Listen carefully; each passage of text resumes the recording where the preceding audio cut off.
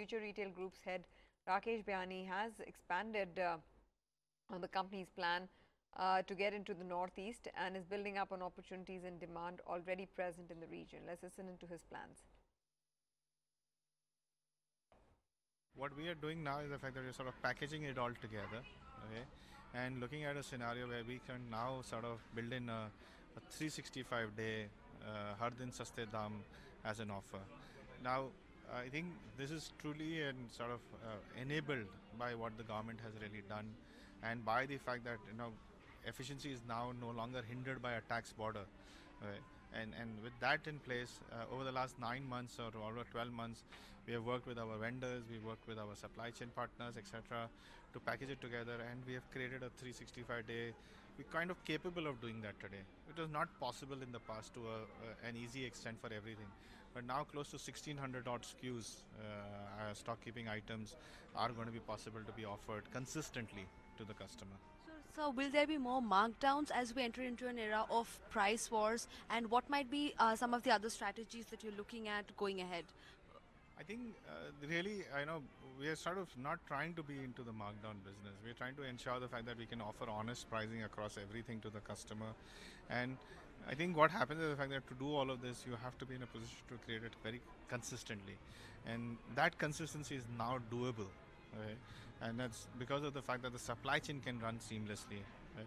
So with that happening, it's a lot more easier to execute something like this. Right? In the past also we have been executing some of this, but only in select pockets of the country, and it's not so consistent, and that's the reason one would say the fact that one became a high-low retailer. But now that you can create the consistency on a larger assortment of product, thus the offer is, thus the idea is to sort of say, how do we are kind of committing to the customer and guaranteeing to the customer that there'll be an Har Din lowest price is at Big Bazaar. Future Group has grown at a rate of 9% CAGR, which is, I think, more than most of its peers. So, how do you see it? What do you think is giving that edge? How will you look on carrying that forward? How will you continue to be on that edge? See, I think one of the things that Future Group is constantly working on is about getting a deeper and deeper understanding of its customers, understanding the needs of the customers, and constantly re-evolving ourselves to be able to create an offering for the customer which he would like. And customers' offerings, customers' choices and the expectations are constantly changing.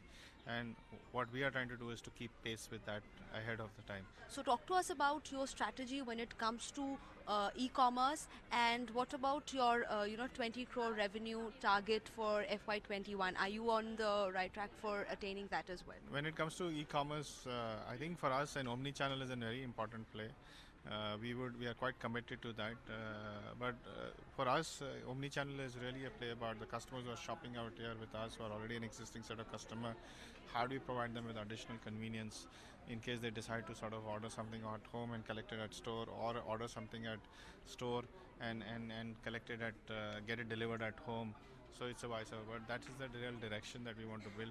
My thing is the fact that maybe in the next in the next 5 or 6 years, maybe up to about 10% of our revenue could land up coming out of e-commerce.